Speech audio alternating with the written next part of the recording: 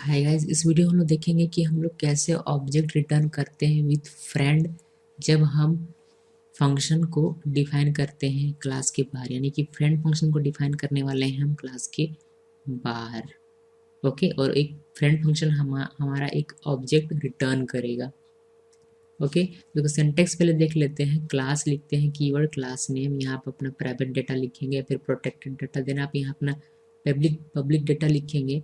Then finally हम लोग friend keyword का यूज़ करते हैं, देन क्लास नेम लिखते हैं, फंक्शन नेम लिखते हैं, और यहाँ हम लोग क्लास नेम लिखते हैं। अगर आप दो ऑब्जेक्ट पास कर रहे हैं, यानी कि दो पैरामीटर पास कर रहे हैं, तो यहाँ कॉमा देकर आपको 2 टाइम्स क्लास नेम लिखना पड़ेगा। ओके, देन सेमीकोलन देकर इसको हम क्लोज कर देते हैं। ध्यान रहे कि मैंने पहले भी बताया, फिर बताता हूँ कि ये जो फ्रेंड फंक्शन है क्लास के अंदर लिखा जरूर जाता है, लेकिन इसका मेंबर नहीं होता है। और यह फ्रेंड फंक्शन इसके प्राइवेट डेटा या प्रोटेक्टेड डेटा को एक्सेस कर सकता है, इसका मेंबर ना होते हुए भी। यही फ्रेंड फंक्शन की खासियत है। ओके, और इसीलिए हम लोग फ्रेंड फंक्शन का यूज़ भी करते हैं।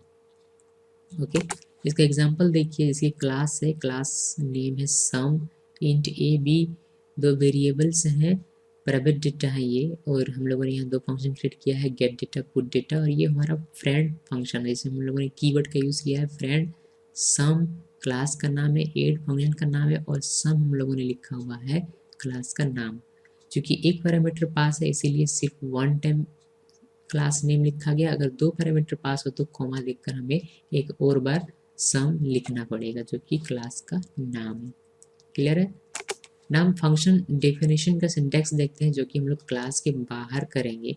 तो सबसे पहले आपको क्लास नेम लिखना है, देन आपको फंक्शन नेम लिखना है, देन क्लास नेम और ऑब्जेक्ट लिखना है। ओके, ये ध्यान में रहे कि मैं फिर से बता दूं, अगर एक पैरामीटर पास है तो क्लास नेम ऑब्जेक्ट से आपका काम हो जाएगा, लेकिन अगर 2 पैरामीटर पास है तो आपको class name object comma class name object 2 लिखना पड़ेगा।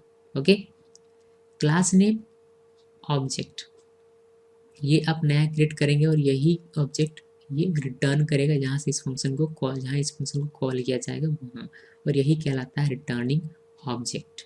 ओके, इसका डेफिनेशन देख लीजिए, जैसे कि इसका एग्जांपल देख लीजिए, जैसे कि सम एड सम एस।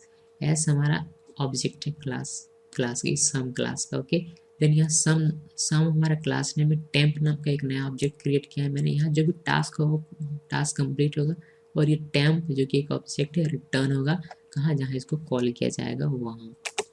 फंक्शन को कॉल कैसे करेंगे? कॉल करने का तरीका बिल्कुल सेम है जैसा हम लोगों ने इनसाइड फंक्शन में किया था, जहाँ हम लोगों ने क्लास के अंदर ही फ्रेंड फंक्शन को डिफाइन किया था, बिल्कुल वैसा ही है। ओके, तो रिजल्ट इक्वल एड फंक्शन का नाम, और जेड जो कि एक ऑब्जेक्ट है सम क्लास का, उसको हम लोग पास करते हैं फंक्शन डेफिनेशन में। ओके, यहाँ चूंकि एक पैरामीटर पास करना है हमें, इसीलिए हम लोगों ने सिर्फ एक ऑब्जेक्ट लिखा है। अगर आप 2 पैरामीटर पास करते हैं तो आपको 2 ऑब्जेक्ट्स यहाँ लिखने पड़ेंगे, यानी कि जितने पैरामीटर आप यहाँ पास करते हैं उतने ऑब्जेक्ट्स आपको लिखने होते हैं।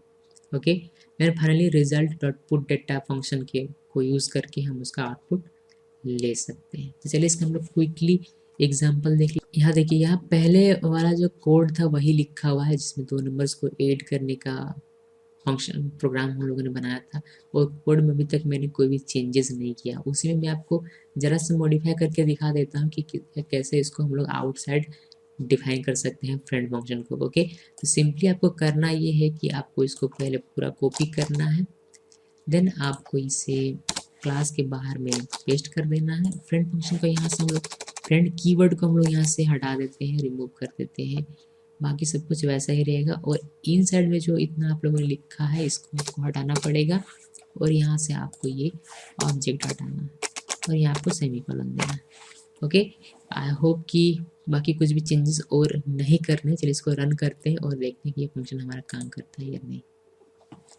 यहाँ हम लोग इंटर करने वाले हैं 3 और 2, एडिशन आएगा 5। ओके, तो मुझे कोड समझाने की आवश्यकता तो नहीं है। यहाँ हम लोगों ने मैं जो इम्पोर्टेंट है उसको बता देता हूँ।